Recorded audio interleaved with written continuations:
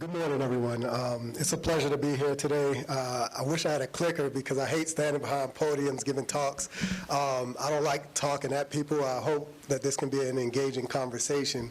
And with this lecture today, or with this presentation today, I wanted to just give some information. One of the things as a urologic oncologist myself, when I see someone who is newly diagnosed with prostate cancer, I just want them to walk away feeling empowered, because as Lee said, a lot of times a cancer diagnosis brings on a sense of anxiety, and prostate cancer behaves so much differently than other forms of cancer.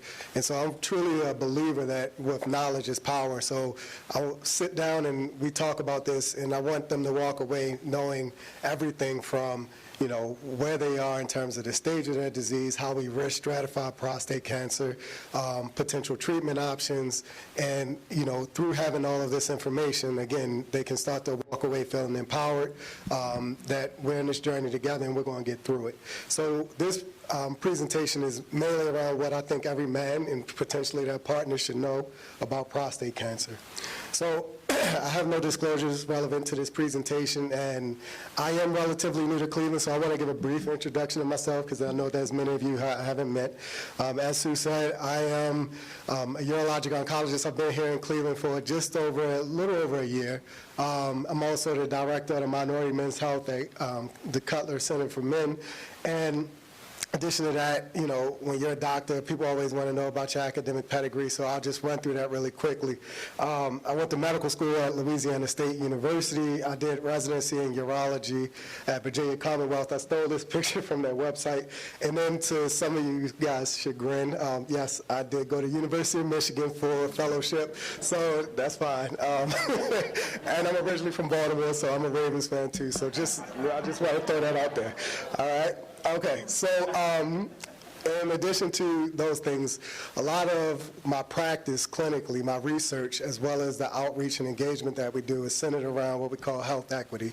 So that means every patient, no matter where you come from, what you look like, we want to make sure you have access to the highest quality care possible.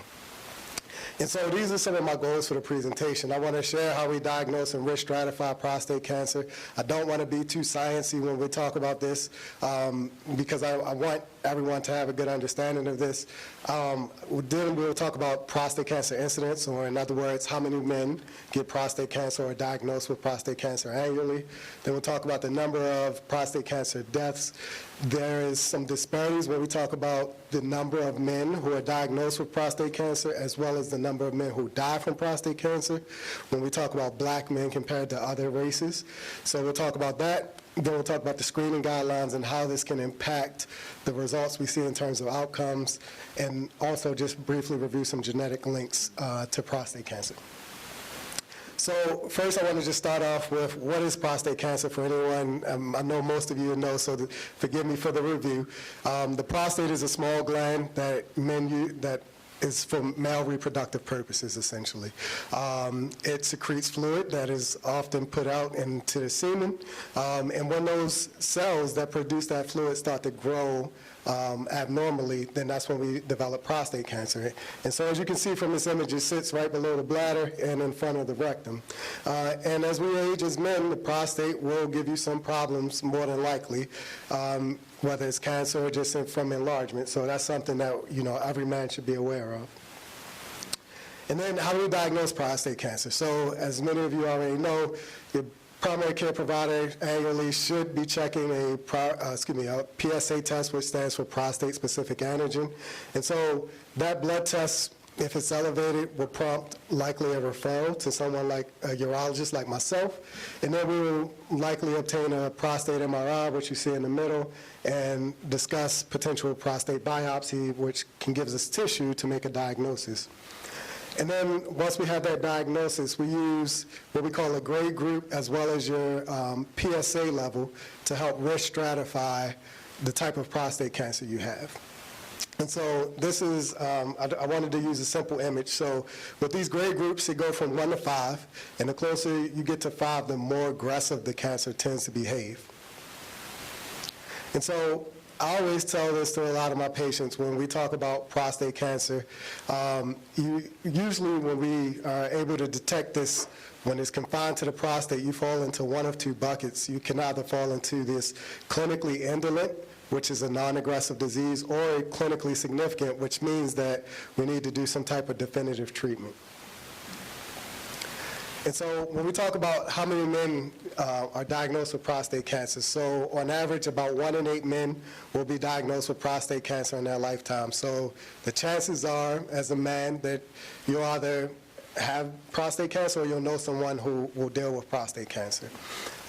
So in addition to that, every year there's about 300,000 men who are diagnosed with prostate cancer in this country, and that number may range by a few thousand depending on the specific year. And it's estimated that over 3 million men are currently either living with or have been treated and are survivors of prostate cancer in this country. But as we talked about before when I said the introduction, if you're a black man, that number is higher. So instead of 1 in 8, it's estimated that 1 in 6 black men will end up with prostate cancer. And so this kind of just drills home again why, and we'll talk about this, why screening is so important. So that way, if you do end up with developing prostate cancer, we can catch it early and intervene. So when we talk about death rates from prostate cancer, this is some data from a national cancer database called SEER. And what we can see is that the number of men, this is for 2023, that are estimated to be diagnosed with prostate cancer is over 288,000. But when you look at the number of estimated deaths, you see that it's, almost 35,000. And so to kind of put that in perspective, when you look at the number of men who are diagnosed versus the number of men who are expected to succumb to this disease, it's about 12%. So the vast majority of men after diagnosis will be survivors. And so what the goal for us, though, is to drop this number in terms of the men who succumb to this disease as close to 0 as possible. And then, again, like I said before, because there are disparities within screening and diagnosis and the development of prostate cancer, if you're a black man, you're more than twice as likely to die from prostate cancer. So, again, this kind of re-emphasizes the need for screening and the importance of it. So this is just another way of looking at this. So when we look at the number of men, again, diagnosed with prostate cancer, here you see that there's a fraction of men who actually succumb to this disease. But the reason why, in my opinion, is largely related to screening, and this is the reason I say this. If you look at, with any cancer, we're always talking about 5-year survival. And so when you look at this, and we'll go over each one of these in terms of the stage specifically so you know exactly what that means. But when you look at this information, what you see is that if we diagnose prostate cancer when it's localized, meaning confined to the prostate, 5-year survival, 100%. If it's regional, that just means that it's still confined to the pelvis, still a very high survival rate. But when it's diagnosed at distant stage, meaning metastatic, the survival rate goes down significantly. And so localized, again, just to kind of recap this, and we'll touch on that again, that last slide. So localized just means that it's confined to the prostate. It has not spread anywhere outside of the prostate. The regional part, I'll refer to this image again. That means that the cancer has spread locally or to the areas that are just adjacent to the prostate or potentially some of the lymph nodes. And then we talk about distant, this I'll refer to as PET scan, and you see all of these dark deposits, those are cancer deposits. So it doesn't take a physician or a rocket scientist to know the more widespread the cancer is, the tougher it is to treat it, right? And so that's the reason why we have to emphasize screening so much. And so again, I'll refer back to that slide I had earlier where you see the survival rates go down if it's distant disease at the time of diagnosis. And so again, this emphasizes the importance of screening. And one of the things that as a urologic oncologist, I've constantly been calling for us and medicine in general to do a better job of is to have more uniformity around this. Because and the reason I say that is in 2012, the Preventative Task Force actually recommended against prostate cancer screening because there were a number of men who were being overtreated that fell into that clinically indolent bucket. Additionally, when we went back and reanalyzed the data that they used to make that recommendation, what they did was they ended up reversing course in 2018 and saying that men should be screened for prostate cancer with PSA, but they should have this conversation with their doctor and decide if that's something that they wanted to do. And since that time, we had this this uptick or this increase in men who were presenting with metastatic disease. And these are two papers, and I don't want to get too deep in the woods with the science about this, but if you look at this, we look at 2012, you can see this is local, regional, and distant. And what you see is the number of men started to with localized disease started to decrease, while the number of men with regional and distant disease started to increase at the time of diagnosis. And again, there's a lack of uniformity around this, and so I'll read a blame for some of this because a lot of prestigious institutions and medical organizations all have differing guidelines around PSA screening. So I'll give you some examples here. And I'm not trying to pick on any one organization at all, so if you look at the American Cancer Society, if you're average risk, you should start at 50. Most patients don't know what that means, what to be average risk versus high risk, but that's what they put out there. If you're high risk, meaning if you are black or you have first-degree relative, you should start at 45.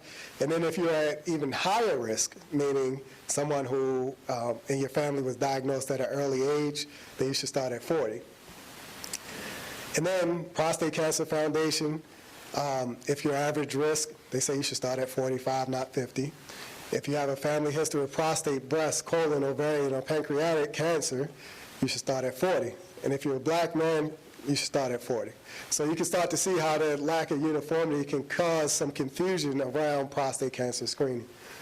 And then our organization as a urologist, the American Urological Association, the AUA, they actually recommend starting at 55.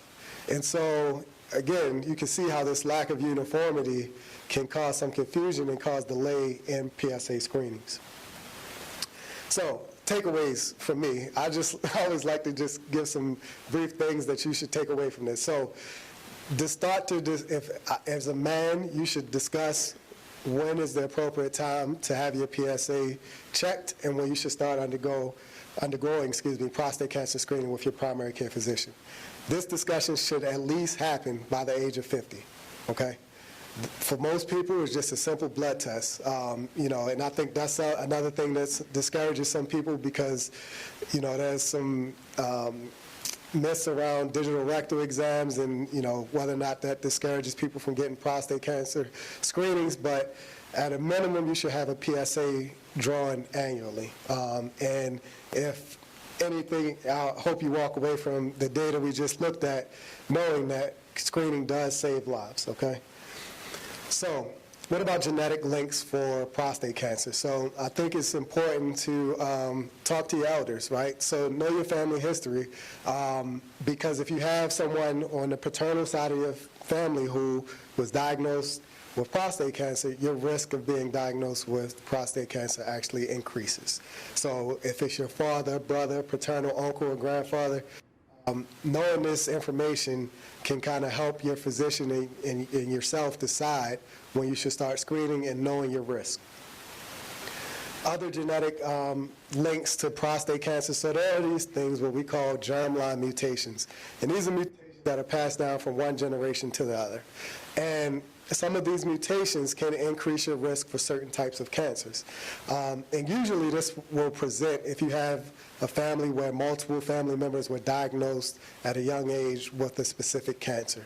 So when you have that, you should start asking questions because there's potential that there's a germline mutation there. And so I'll give you some examples of what I'm talking about. A lot of you heard about Chadwick Boseman, who passed at 43. Now, he did not have prostate cancer, but he had colon cancer. And he was diagnosed with colon cancer at the age of 39. And his brother also was diagnosed with colon cancer in his early 40s. And so when you start to see things like this in family history, that's when you should start to think, do I have a germline mutation that runs in my family?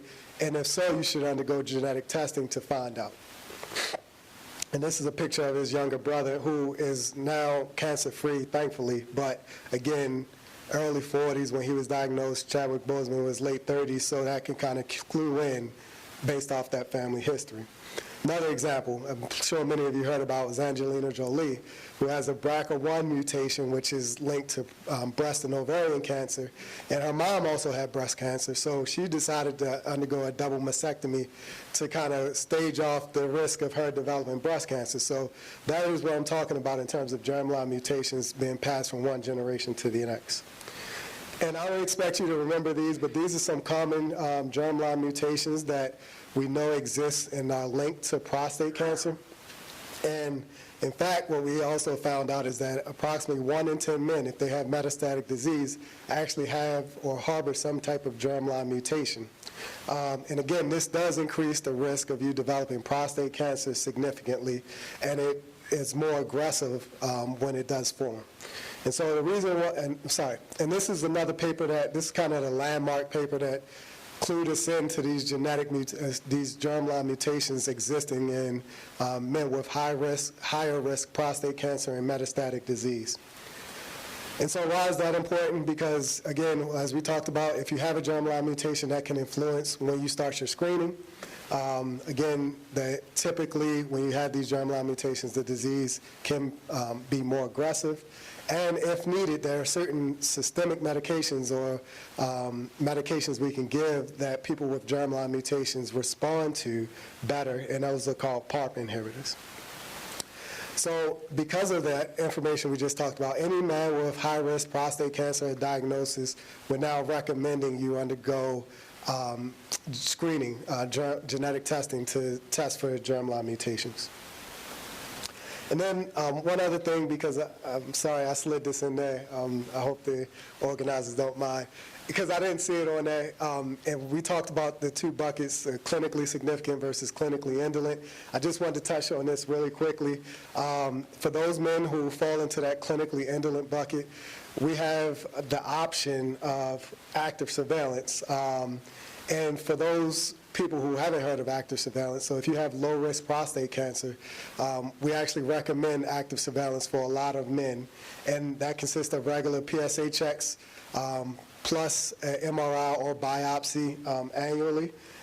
This has been something that has been discussed for over 30 years. There was initially some hesitation around this because of potential disease progression, but we know that it's safe, and the rates of active surveillance use have actually been increasing over the past 15 years.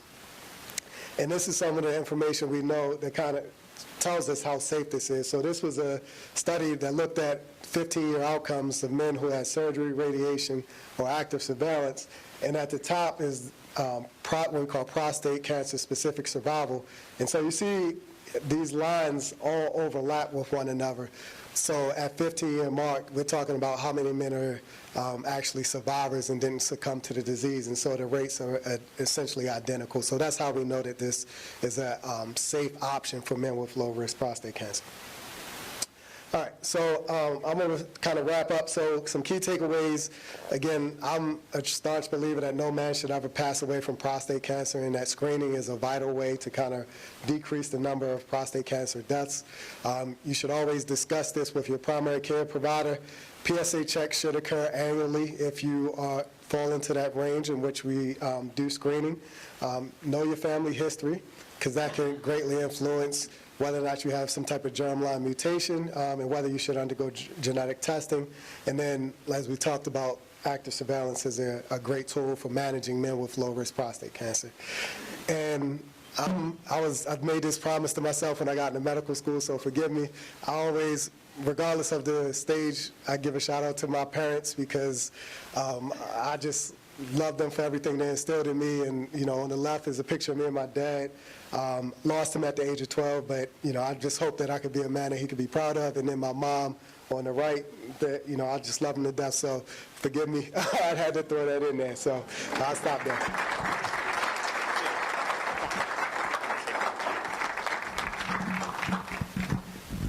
Thanks, Randy. I was talking with Mary, and we would be remiss without just mentioning, and I wanted to make sure we just had a chance to do that, for those of you who've been with this group for a long time, it would not be appropriate to not address and recognize the passing of Nat Cook, who is one of the founders of Prostate Partners, and Man-to-Man years before that. Him and his wife Nancy passed away this past year, and I assure you he's sitting in this room somewhere, because he would never miss it. So amazing guy, and we need to make sure we mention that. So. Thank you.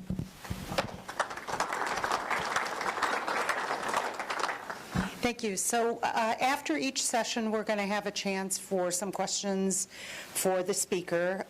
So you can either utilize cards for that, which works really well, and kind of pass them to the end, or if we have enough time, we can take some people raising their hands. So the first question is regarding Gleason score. What does the Gleason score tell us? And and sort of a little bit about the significance of what that score means as far as making some treatment decisions. So just kind of to touch on that. So I'm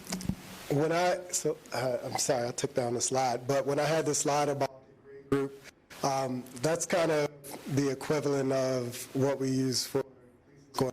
So the Gleason score, sometimes when I think about it, it could be a little complicated, but I'll try my best to explain it. Essentially, what we have is when you get a biopsy, you get a tissue sample. The pathologists look at each of those samples, and what they'll do is they'll look at are these gland cells normal, or are they abnormal? And then they'll assign a score based on how abnormal those cells are. So they look at the most common type of pattern for abnormal cells, they give that a score. Then they look at the second most common pattern, they give that a score. And then those two numbers are combined for your Gleason score. So in terms of, the significance for treatment decisions, so a lot of times what you'll hear is a Gleason score of 6 is low-risk prostate cancer. And so we talked about that in, the active surveillance. Once when you start to get to a Gleason 7 or 3+4 or higher, then that's when we start to have that discussion around treatment options. And a large part of that, if you have this 3+4, depends on how much 3+4 is present. But anything beyond that, we start to recommend definitive treatment, which is treatment aimed to cure the cancer. So the next question is, how many biopsies can you, or when is it indicated to do another biopsy? And does the actual procedure of a biopsy cause any damage to the person having it done? Sorry. So how many times could you have a biopsy? Oh, okay. When should you Yeah. have a biopsy beyond the initial diagnosis? Yeah, so that depends. So part of when you should have a biopsy depends on your PSA numbers. So if you have an elevated PSA, that will likely prompt some cascade testing, likely, like we talked about, an MRI, and then the decision to undergo a biopsy will be discussed, and you can kind of make that decision with the provider. There is no limit on how many prostate biopsies you can have that I'm aware of, at least, because we do have men who have been on active surveillance for years and have multiple biopsies and do just fine. So if performed correctly, most men recover well from biopsies, and there's not any long-term side effects from that.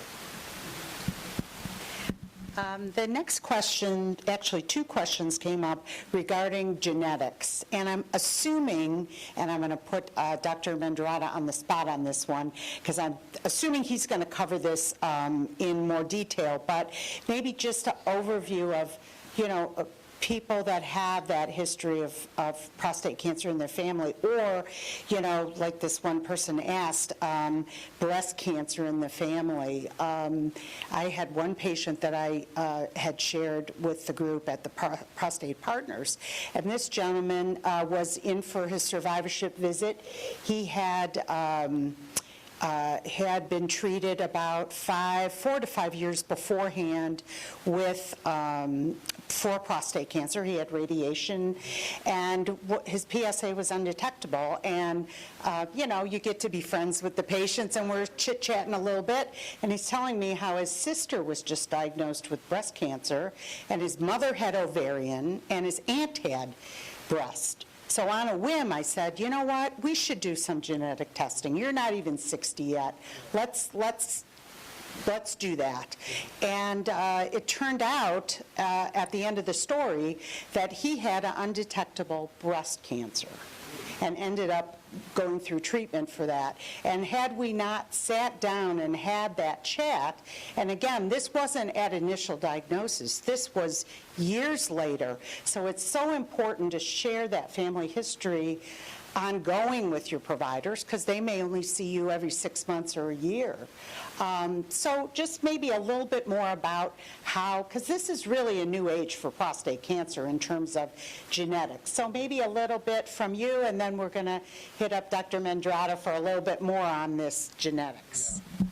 Well, I think you kind of answered the question pretty good. So if you have a family history of breast, ovarian, pancreatic, colon cancer, things like that, and I'm not just talking about one family member, but if there's multiple family members that develop these cancers, then that's when you should, that discussion with your provider or your physician should kind of prompt them to think to undergo genetic testing. So again, if you have multiple family members with these cancers, especially if they were diagnosed earlier in life, then that should prompt genetic testing.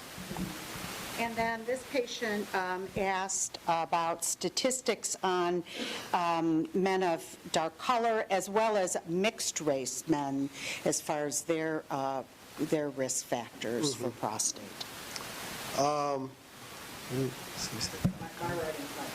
Yeah, sorry. I was just curious if you had any kind of, you had black men versus all men, right? So you got multiple other kind of genetic backgrounds in all men.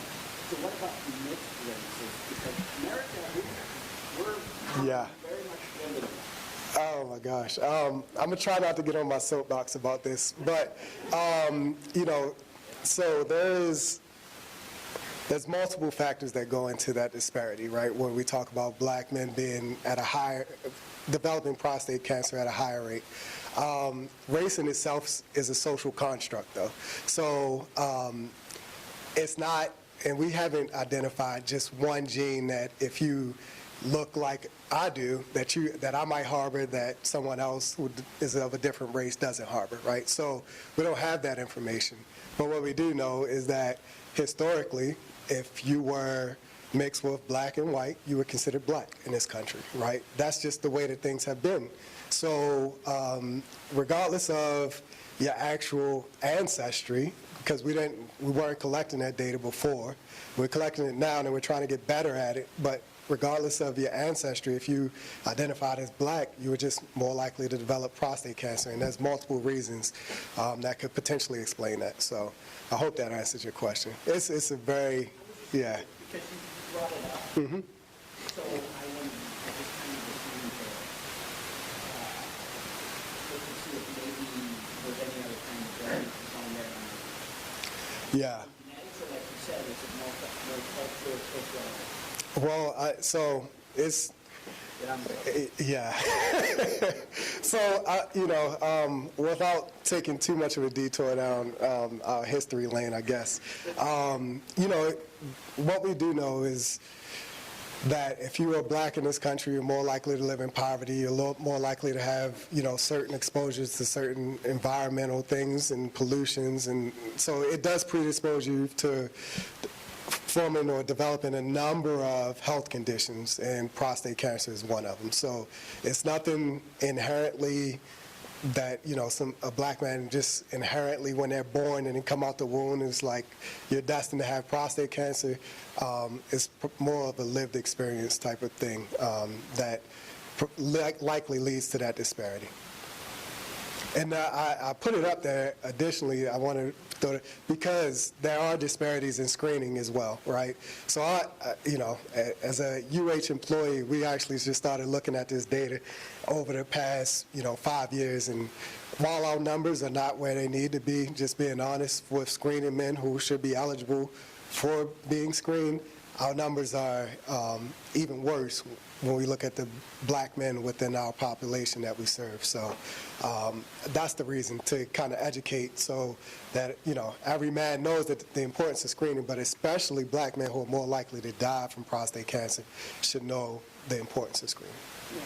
And the last question about PSA averages, and as they go through the decades, what should a man expect to be a normal range, and when should maybe just looking at PSA trigger someone to think about getting a biopsy? Yeah.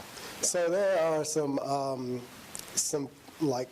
I know the AUA has some age-adjusted PSA ranges and things like that. The one thing that I would say, though, is for us as providers, we always look at the trend of the PSA. So, if you're, let's say, 80 years old and someone draws a PSA level on you, even though we don't recommend that, and it was 4.2, we're probably not going to get excited about that in terms of, doing a biopsy and all these other things.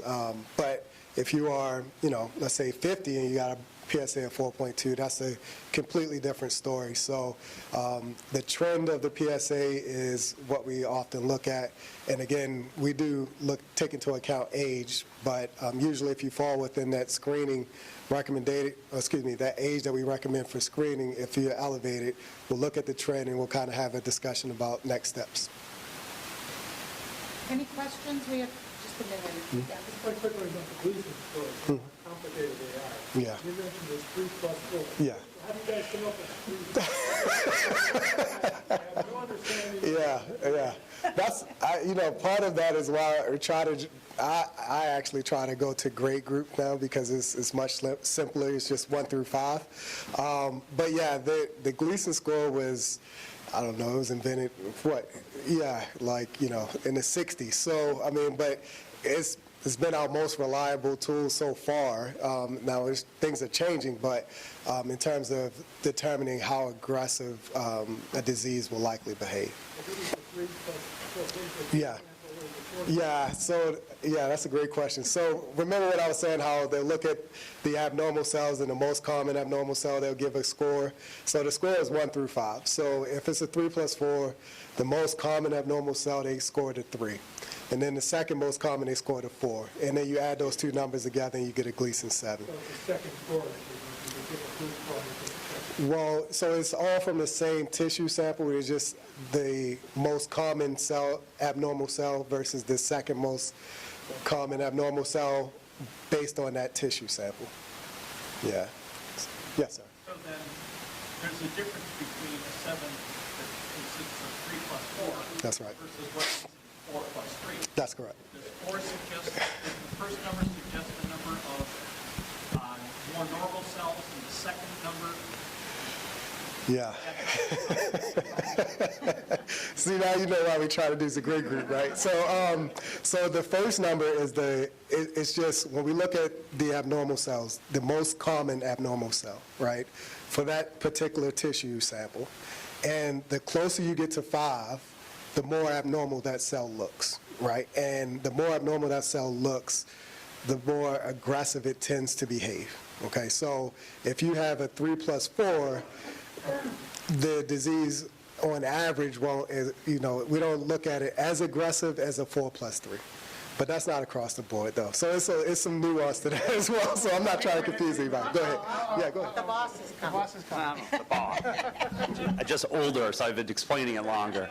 One of the ways that I found analogies to explain a Gleason score is the architecture, right? So you could drive through a neighborhood and say, this neighborhood has very contemporary homes. This neighborhood has Georgian homes. This neighborhood has whatever. So it's looking at the architecture, if you will, of the cells. So a pathologist who's all day looking under the microscope, looking at cells, looking at prostate cells all day long. And so they can look at the cells and say, this is what the architecture of the majority of the cells look like, this type of architecture. That is like a 3. We'll assign that architecture a 3. Other types of architectures might be more aggressive. That might be a 4. So they look first and say, what's the most common architecture? And they give it a score. And so if the most common architecture is modern homes, and that's associated with 3s, the first score, because the most common cells they see are 3, that's the first number. So that first number carries more weight than the second number. Does that help at all? I don't know. It's kind of like, makes more sense to me because it is confusing. Yeah. And the other thing is, we're really so blessed to be in Northeast Ohio. No matter what institution you go to, we see such a big volume of men with prostate cancer that these pathologists are really specialists at looking at this. So you're not getting someone that's looking at kind of every pathology. They may be, but we really have a great providers here that are behind the scenes that you guys never even meet, but they've really given you an important analysis of your cancer, and that leads to the next steps.